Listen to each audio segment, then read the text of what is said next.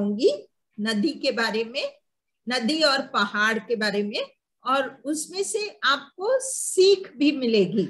ठीक है, तो मैं आपको पहला वाला कहानी सुनाती हूँ। पहली कहानी है नदी और पहाड़। हाँ, नदी एक बार सोचती है, वो बोलती है क्या मैं पूरी जिंदगी इसी तरह बहती रहूं क्या? शहर शहर, गांव गांव, मुझे तो कभी कोई आराम ही नहीं मिलता है। उसे एक सलाह चाहिए थी, तो उसने क्या किया, वो पहाड़ के पास गई। नदी बहती रहती है और पहाड़ सिर्फ एक जगह पर खड़ा रहता है। तो उसने पहाड़ से पूछा कि पहाड़ भैया, मैं तो मेरे पास एक बात है, तो एक ही जगह पर खड़ी नहीं रह सकती और मैं बहती रहती हूँ और मैं बहुत थक जाती हूँ इससे। और तुम हो कि एक ही जगह पर खड़े रहते हो और तुमको तो कोई थकान नहीं, लेकिन मुझे बहुत थकावट होती है कि मैं बहती रहती हूँ, तो मैं क्या करूं? और तुम तो बहुत मजबूत भी हो, एक जगह पर खड़े होकर थकते भी नहीं हो, लेकिन मैं तो थक जाती हूँ बह बह कर। तो पहाड़ बहुत हंसने लगा उसकी बातों पर। तो पहाड़ क्या बोलता है, ऐसा तुम्हें लगता है कि मैं नहीं थकता हूं, लेकिन एक जगह पर खड़े होकर मुझे बहुत थकान होती है। मैं हर रोज यही पेड़ों को देखता हूँ और आसमान को देखता हूँ और कुछ तो कर नहीं सकता। मैं बहता नहीं हूँ, मैं जा नहीं सकता हूँ दूसरी जगह पर। मेरा भी तो मन करता है कि मैं तुम्हारी तरह बहूं और लोगों को देखूं, जग को देखूं, शहरों को देखूं, गांवों को देखूं, जंगल में जाऊं, लेकिन मैं तो कहीं जा ही नहीं सकता। मैं भी खुलकर जीना चाहता हूँ, लेकिन और तुम्हारी तरह सबको प्यार भी देना चाहता हूँ और प्यार भी लेना चाहता हूँ। नदी बीच में ही बोल उठी। वो क्या बोली, ये तो बहुत अजीब बात है, तुम्हारी जिंदगी तो बहुत आरामदायक और खुशहाल है, तब भी तुम खुश नहीं हो। पहाड़ मुस्कुराकर बोला, बहन, ये सब तुम्हें समझ नहीं आएगा। तुम सबके द्वारा पूजी जाती हो, सब तुम्हारी पूजा करते हैं। तुम दूसरों के लिए बहती हो, और इतना ही नहीं, जो कुछ बचता है वो तुम समुद्र में अर्पित कर देती हो। ये बातें नदी को नहीं मालूम थी कि उसके बारे में बहुत सारी अच्छी चीजें हैं।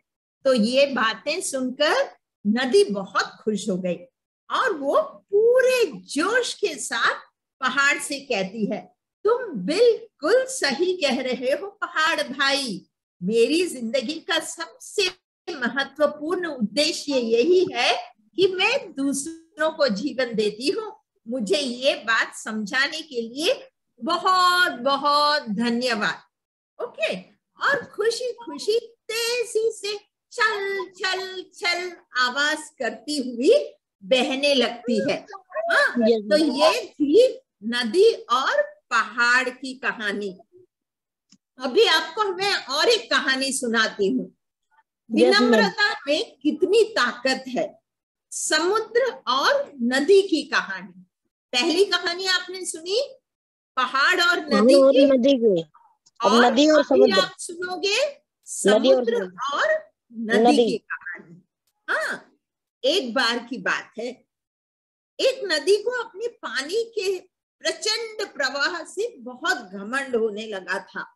उसे लगा था, बाप रे, मेरे जैसा ताकतवर कोई नहीं, मैं तो सबको बहा कर ले जा सकती हूँ।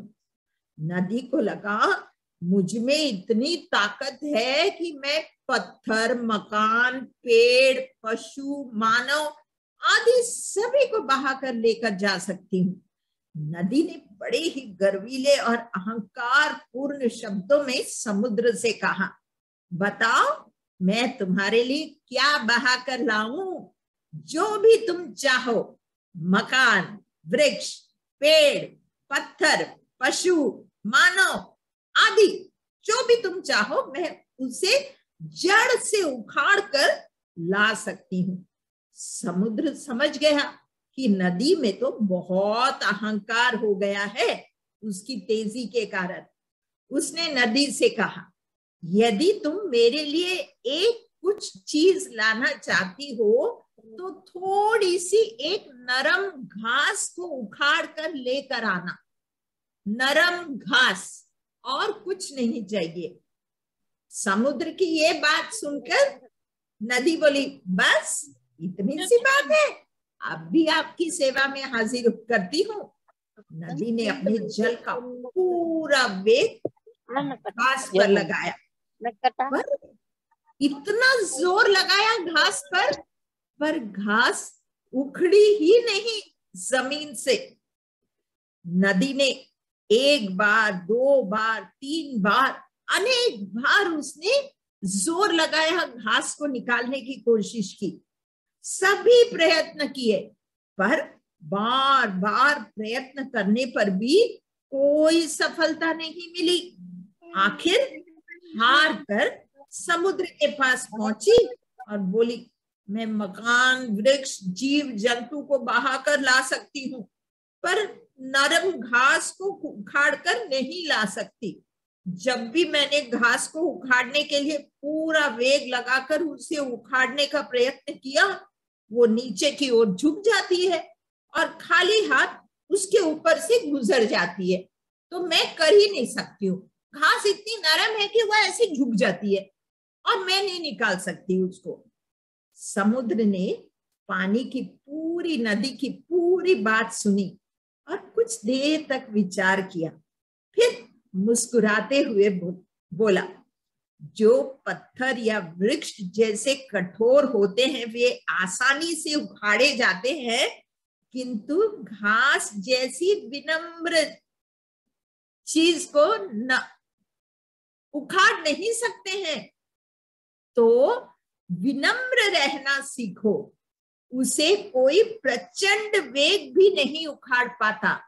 जितना लोग विनम्र रहेंगे उतना ही उनमें मजबूती रहेगी, उनका कोई कुछ बिगाड़ नहीं सकता है। हाँ, नदी ने समुद्र की सारी बातें ध्यान पूर्वक सुनी और समझी। समझ में आने पर नदी का घमंड चूर चूर हो गया। उसे लगा, मैं इतनी घमंडी थी कि मैं कुछ भी कर सकती हूँ, लेकिन घास जैसे विनम्र इतनी छोटी सी चीज को भी मैं उखाड़ नहीं पाई। तो उसका घमंड पूरा चूर हो गया। तो ये थी कहानी नदी और समुद्र की। तो आपको मैंने 2 कहानियां सुनाई। बहुत बहुत धन्यवाद। दोनों में से आपको सीख मिलेगी जो आपको श्रेया दीदी पूछेंगी अभी। ठीक है? हाँ, धन्यवाद। धन्यवाद लता दीदी, बहुत